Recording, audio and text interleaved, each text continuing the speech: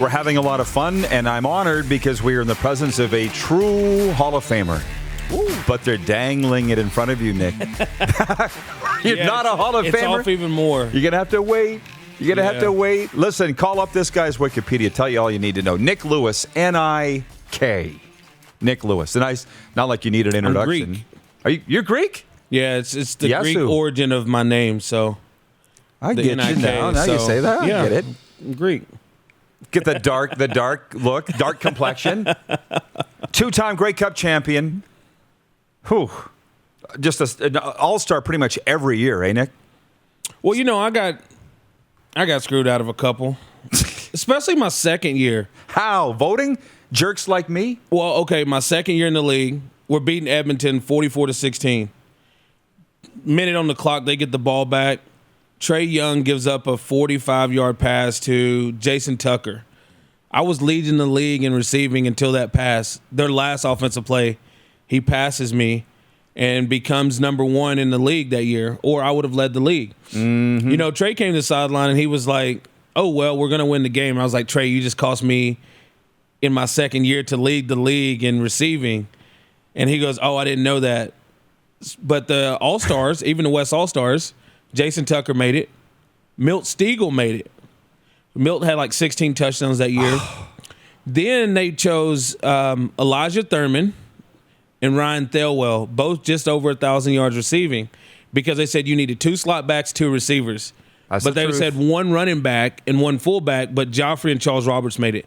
And I said, well, that is crap, because clearly I was one of the best receivers in the CFL, but, yeah, didn't get it. What an era, by the way. Oh, yeah. Right? What an era. And I wasn't even done yet. Shout out Ted Hellard. He still gonna give me my bonus stuff. Critical mass. He still owes you money, eh? Well, no, he gave me my bonus for that year. Oh, I see. He was like, you got screwed out of it, so I'll go ahead and give it to you a bonus. So, the CFL career pass receptions king right here. So we're going to talk all things football, plus Nick's newest venture. It's really coming along. Jack Fulton's watching in Vulcan, Alberta. He says, hey, Nick. You know him.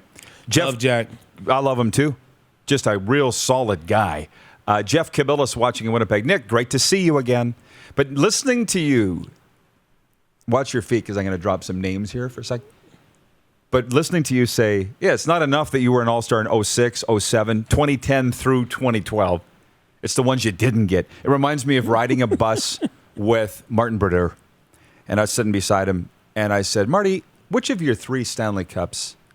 Actually, we were outside off the bus by that point because it was he. I said, which of your 3 Stanley Cups was your favorite? And he goes, forget the 3 Stanley Cups I won. I lost 2. That's it. And I'm like, right, you hate to lose more than you love to win. And that's what gets you to the Hall of Fame. Oh, man. Correct? That 2010 football game against SAS still haunts me today. Like, there's just no way we should have lost that game. And, the elements of the second half really affected it. But, you think of everything that came down to that. Right, Hank throwing the interception right before halftime, and then Sats coming out and scoring on the first drive of the second half, and then the blizzard kicks in and nobody scores really after that. The fumbled punt at the end of the game where we had 5 guys around. Gerald Freeman jumps on the ball in the end zones. How was that tough? Like one? if West Lossack jumps on the 2-yard line, we score, we win the game. We go to the Grey Cup to play Montreal, but nope. So yeah, there's some tough ones when you lose like that. And I always felt like the 2010 team was the best team I've ever been a part of. Isn't that interesting? Because I thought the 2009 Rough Riders were the best rider team potentially of all time, let alone the 20 years I was with the club. The 09 team, you played against them. Those were the guys that blew, I don't need to tell you, the Grey Cup, right? But yeah. That was the Canadian Air Force. That was Durant, West Cates, Stevie Baggs on the other end, Chick, all those guys. Yeah. But, I just look at, when you look at Charleston Hughes, Tom Johnson, who left to go play, he started 8 years in the NFL. Stud. After that year, we had Clay, Juwan Simpson at linebacker, Brandon Smith, Dwight Anderson, Brandon Browner. We had so many guys on defense. Then offense with Cornish, Joffrey, Hank, myself, Rambo, Romby Bryant, Ryan Thelwell, Brett Ralph. There's so many guys on the offensive side of the ball that you could go to. And I think we still had Ben Archibald at that time as well. I tackled Stanley Bryan, Edwin Harrison. Those are good times. Man. I got more to get through with Nick, but we've unveiled a new text line here, just new this week, and it's just got, I don't know if it's available to more people. The numbers are going off the charts. 902-518-3033 is the number to text us here. From Pat Hendo, watching in Edmonton. Oh, boy. Well, we're going back and forth, Nick, about this soccer tonight. Canada versus Costa Rica in Edmonton. Men's soccer. Pat says, I'd rather watch women's soccer than Toronto and Hamilton in the CFL, but in the center of the universe, Toronto, someone may like it. He's not a CFL fan, but hey, we all have our thing. Dom in Edmonton. Edmonton Bantam Seahawks going for the provincial championship this weekend. Right. Just throwing that out there. Why not? We're good with that. I guess what I don't understand is 50,000 plus going to show up to watch a soccer game tonight in Edmonton, which is fine. But with struggling attendance in the CFL, I just don't understand how we get 50,000 for a soccer game but can't get 10,000 for an Elks game. And don't tell me, because the sports people all want to tell me, oh, people aren't buying tickets because of vaccine passport needs and because of the mask. Then why are 50,000 showing up for a soccer game? This blows that theory out of the water. It does. That's all that I'm saying. Now, furthermore, with Nick, because as I said, we got a lot to get through with him, he was to be inducted into the Canadian Football Hall of Fame on what, the Friday night of Grey Cup week? Thursday night? Yeah. And you got the bad news. Yeah, I had a lot of things planned. A lot of family was coming, so they've had to change flights. Now they don't even know when they're going to do it. They don't know what's going to be around it. Is it just going to be on a random weekend? So I feel like you're already in the Hall of Fame. Does that feel, you know what I mean? Like, when I was in Canton, for you. When I was in Canton a couple weeks ago, man, I was in the room by myself with all those busts. How was it? Man, that was awesome. And I just closed my eyes and I could hear the... They say they talk to each other. Yeah, I could definitely hear the voices of those players. But just to be in presence of greatness like that is really cool. So I've never been to the CFL Hall of Fame in Hamilton. So I'm looking forward to that as well. It's cool. I've been there. We have the bus there too. When I say we, just speaking as a longtime CFL guy, they're just as good as the ones in Canton. Yes. You've seen them? Yeah. They're pretty cool. So yeah, he's going into the Hall of Fame, but it's been what, 2 years now? You've been waiting? Well, no. That's the other class. That's what Hank and Huff and so they're those in. guys. No, they haven't been inducted either. Oh, so the 2020 class hasn't been inducted, and they were supposed to. They missed last year. They're supposed to do it during Hall of Fame week this year. Then they pushed them to do it with us at the Grey Cup, and now they pushed them again. So I guess they've been waiting a little longer than us. Tough for them. Well, Henry's a little busy with the Chicago Bears, of course. Doing great things with Justin Fields, by the way. That's it. As we sit here and just talk ball on this Flame Tech Football Friday, did you ever think Henry would be a coach? To be honest, I didn't. And we both know Henry real well. Like when he got out of this game, he was looking for something. Yeah. Because football had been his whole life. And he could do whatever he wanted. But the broadcasting didn't really seem for him. He could have done politics. He was great at it, but I don't know that he loved it. He was doing the kids' clinics in Ottawa, and he kind of liked that. Could have been in politics like his dad, but he wasn't dying to do it. And now he gets this opportunity with the Bears, and he's just crushing it, which should surprise nobody. It is a different mentality because you look at Henry. Henry never really shared a lot of information with other players. But you look at someone like Drew Tate, whose dad was a coach. He's been a coaching lifer. Like you could tell who Drew was. And when you see what Bo Levi does now, and you see what Drew Tate and Kevin Glenn, having those two individuals that are selfless to be able to share all their knowledge and to help every day to do those things. Because I mean, in 2011 when Hank got benched, he didn't talk to Drew.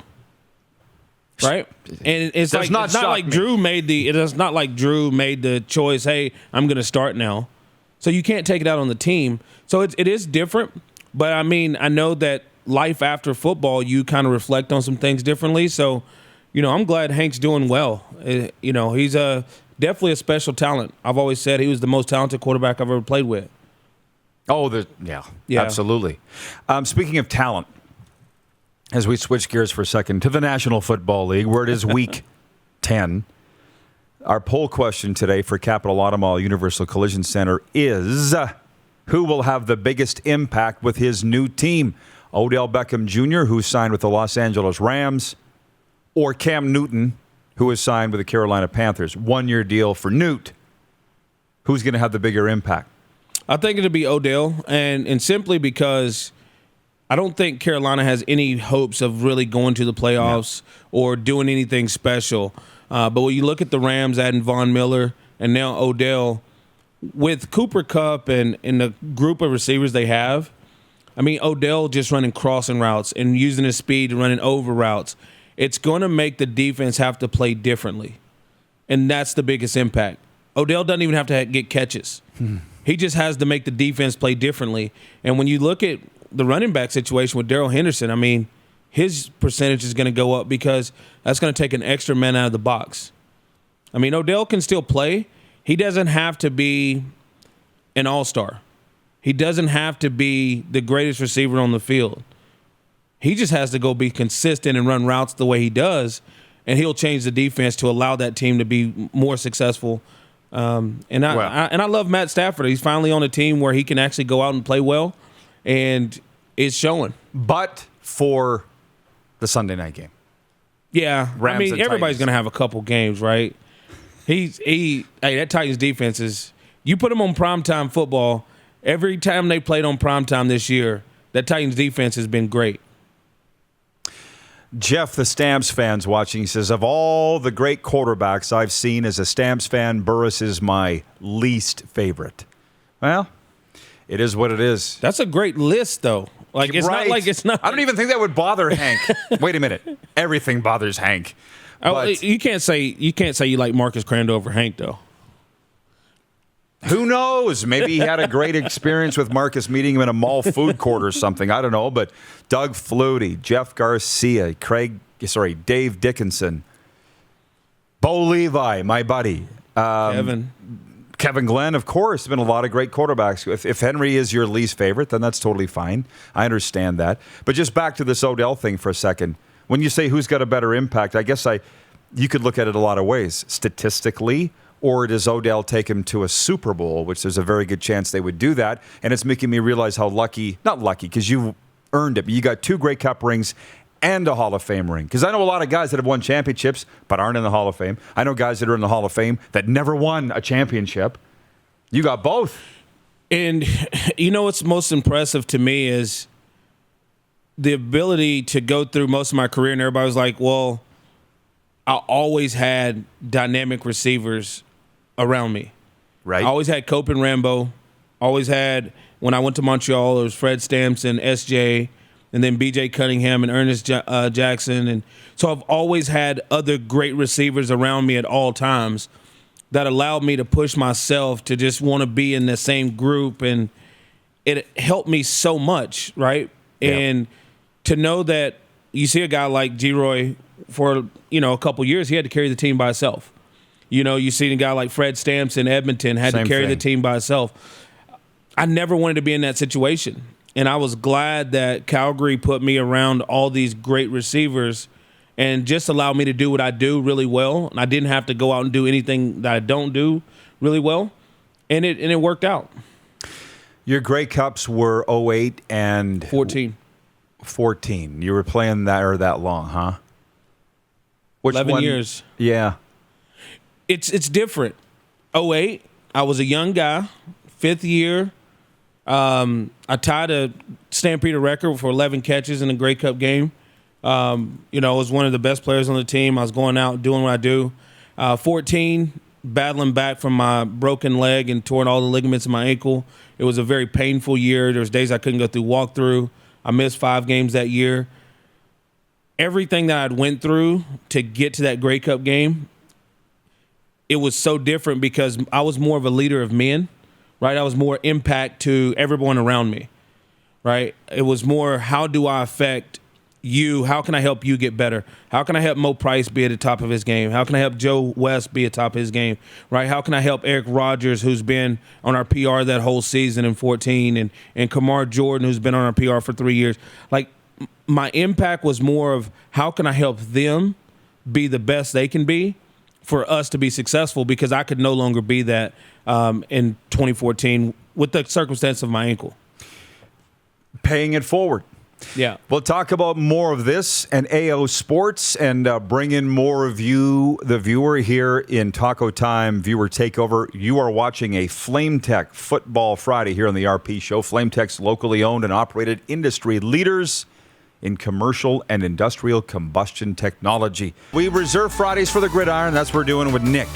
But before we go any further, I want to mention it, as we do every week. Addiction, it destroys relationships, families, and lives. But the good news is addiction is a treatable illness. And at Aurora Recovery Center, we provide everything you need to build a solid foundation for your recovery with holistic, evidence-based treatment tailored to each individual.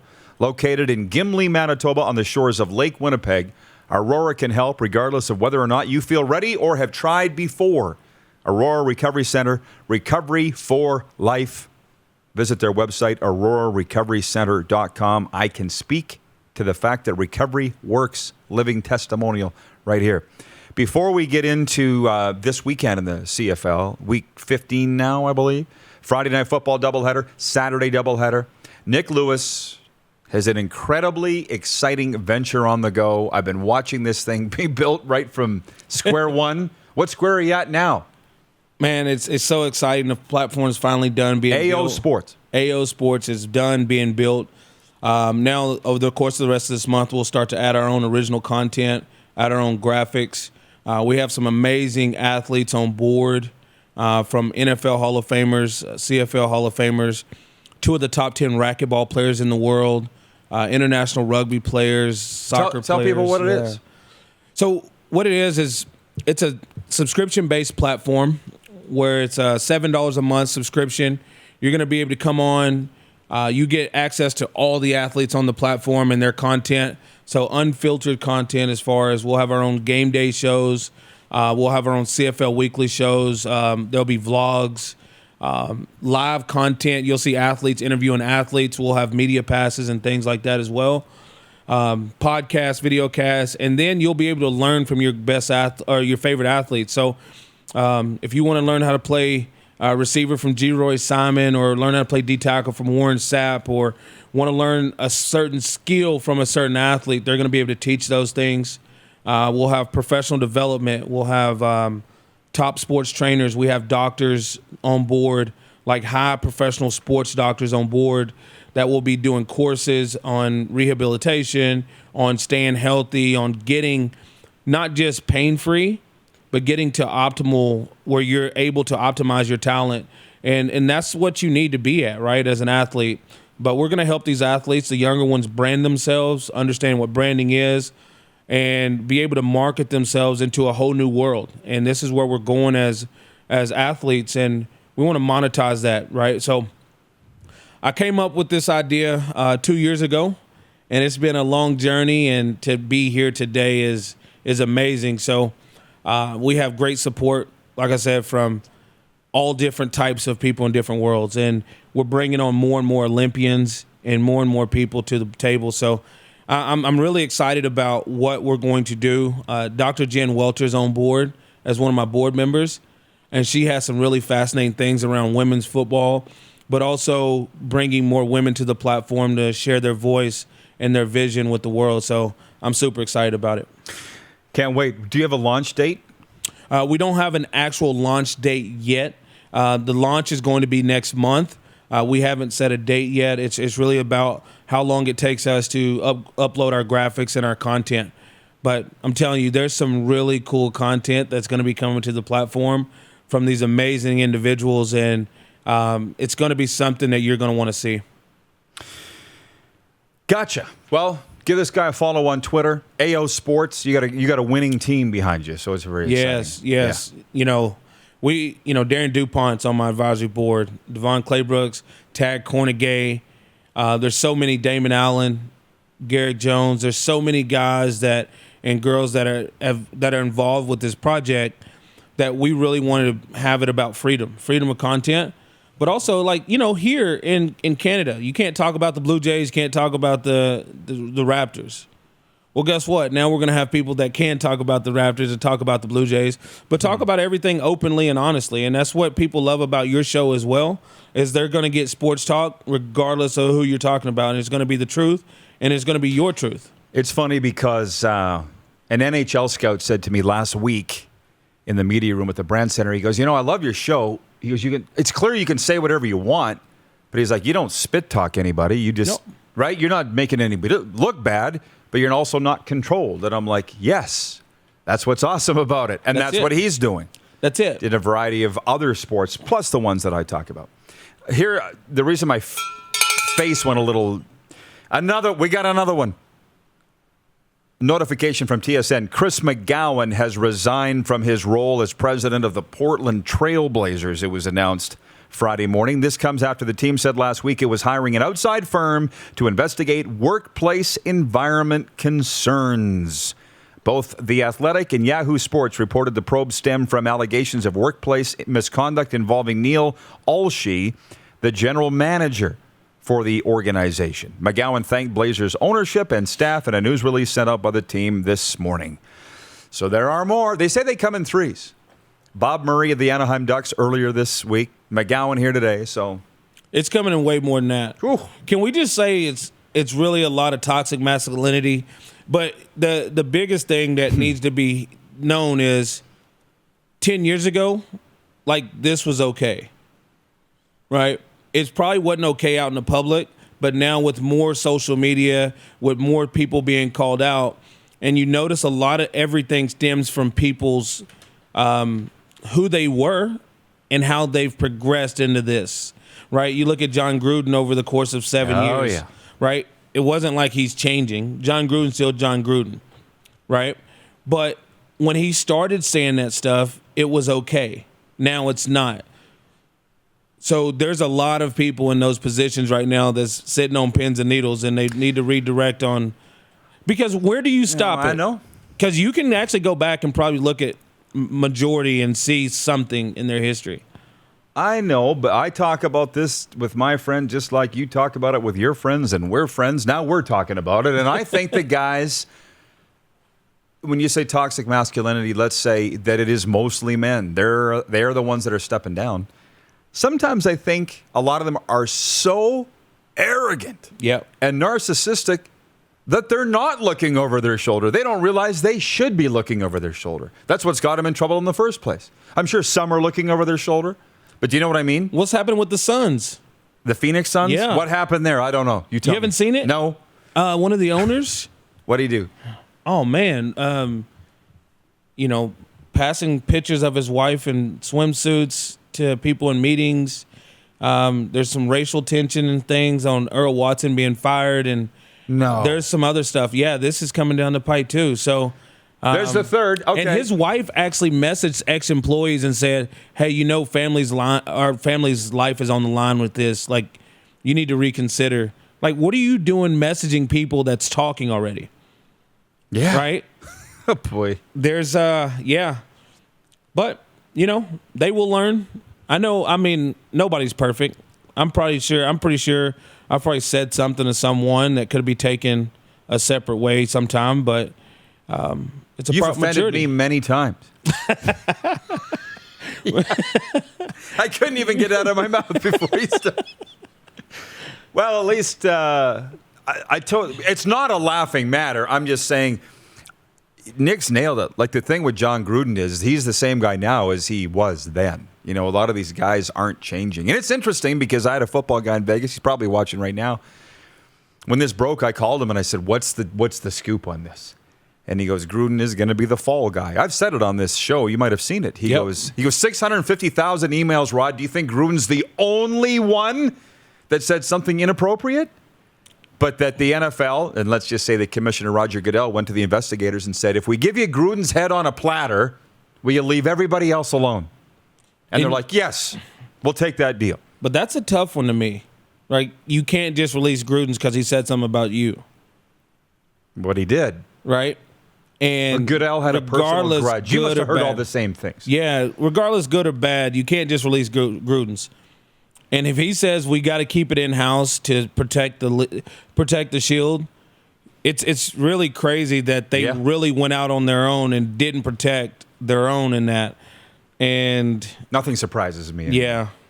Yeah. Now, switching gears, because it is a Flame Tech football Friday. And yeah, we are talking football in that regard, but on the field, CFL tonight. Like I'm excited for this game, and I shouldn't care. It's Hamilton and Toronto. To the victor goes the spoils. First place, really. Argos will clinch first. They are unbeaten at BMO Field this year. Did you know they're 5-0, the Argos? Yep. Are you stoked for this game tonight? Because I am. I'm very stoked for it. I mean, one, you get Toronto, who's got all this talent, and they've been flirting with the ability to actually turn it on and show they're the best team in the East, right? Some weeks they don't look like it. It depends on who they play. So we're going to be able to see if that stands true. After adding Chris Jones, you can see defensively they've been way better. Offensively, I still don't think, McBethel is the answer, but at the end of the day, he's doing it. He's doing it. He's going to throw the ball all over the field. He'll make a couple passes, but I'm really excited to watch this game tonight because you're going to be able to see how the East is going to shake up with this, right? And now I think with Vernon out, I don't think Trevor's the answer in Montreal, right? So now with Vernon out, I think it's clearly out of Hamilton and Toronto to go to the Grey Cup. This is an East final preview. Yes. Now, if you were a player, what are you thinking of approaching this game? You're just like one play at a time, just worried about tonight? How are you approaching this game if you're an Argo or a Ticat? If I'm an Argo, I'm thinking we got to make a statement. We got to let them know that come West Finals, they can't come in here and even think they're going to win this game. Like, this is a huge statement game for them. And then for Hamilton, it's the same thing. We have to show them, regardless of what happens here, we can come in here in 2 or 3 weeks and beat them. Right? So it's all about confidence and how everything plays out. So Toronto really needs to make a statement. It doesn't need to be a close game. They need to go out and make that statement tonight. Jeff Kabilis watching in Winnipeg says, I'll tune into that Ticats-Argos game, and I'm not even the biggest CFL fan. LOL. Yeah, we're building it up. This show could be like the pregame show for all CFL games, if everybody wanted it to be that. I'm not sure. I just hope the game lives up to the hype because we've been talking about it for 2 hours. I'd hate for it to be a dub. Last night it was 6-3 at halftime in Thursday Night Football. Second half's when all the fireworks went off, of course, because you never know in football. As Corey Chamberlain would say, that's football. And speaking, you were with Cham, hey? Yeah, I was with Corey when he was 32, 33. I love that guy. Yeah. Calgary at BC tonight. What's your take on that game? Same thing. Calgary's got to go out and make a statement. They got to come out there. Bo Levi needs to get Reggie Bagleton involved early. The defense, Mike hadn't played overly well this year. He's still taking hits. Yep. Hadn't played overly well. They got blew out the last week, but they're still a dangerous team, right? You let Lucky get loose and Brian Burnham starts making plays down the field. I still love Javon Couture and what he does for that offense. So it's going to be really interesting to see how BC plays Calgary. I know it's always a tough game, but Calgary's got to really go because they got Winnipeg next week. BC, I think, has Ottawa. So if we're looking at this, if BC wins this game, there's a potential chance Calgary could not be in the playoffs. Because I don't know if they're going to play McGuire the last 2 weeks or if they're just playing him this week and then they're going to play. Because I know if Winnipeg has a chance to get Calgary out of the playoffs, they're probably going to take it. Right. Well, it just makes tonight's game all the more important. This is the Calgary at BC game. You're right. Like, if Calgary wins it, they don't have anything to worry about. BC's officially eliminated. Yep. But if they can't beat BC in their own park, that gives BC life. You just sold me on and that. And that's a tough game. No, you have to stay up now. Think about it. I think they even play in Winnipeg next week. Calgary in Winnipeg. The conditions are probably not going to be great the last week of the season. And if it's a must-win game for Calgary, that's the worst place to play in the middle of November. The wind could be a factor. Mm-hmm. It could be freezing. And you're in a must-win situation, and they clearly have a better run game than you. That's a hard game to win when you look at it for Calgary. Just before I let you go, Can I get your take on the Sask Edmonton game Saturday at Mosaic Stadium? Riders favored by 10.5. BetRegal.net odds. I feel that is whopping. Why does everybody think Sask is going to romp in this one? I still don't know what it is in Edmonton, right? I figured Edmonton was going to finish 5th in the division, but what is it? You have all these receivers that are really talented. You have a talented running back. You clearly have some talent on defense. Why does nothing ever click for this team? Right? Regardless what Trevor Harris or not, Trevor's won games in this league. So there's something that's way beyond the players on the field, the reason Edmonton's not winning those games. And I think you got to start with Brock.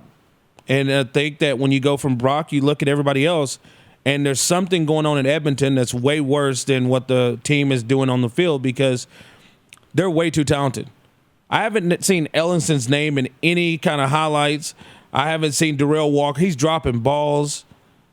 Like, come on, man. These are guys that have been perennial guys for multiple years that have no impact on winning and losing a game right now.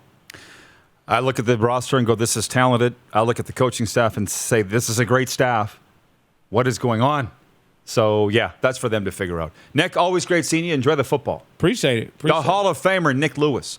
Hey, everybody. Thanks for watching the RP Show on YouTube. And don't forget, we're live daily on YouTube from noon to 2 Eastern. If you like what you see, hit subscribe. And if you like the program, check around for other segments of The Rod Pedersen Show here on YouTube.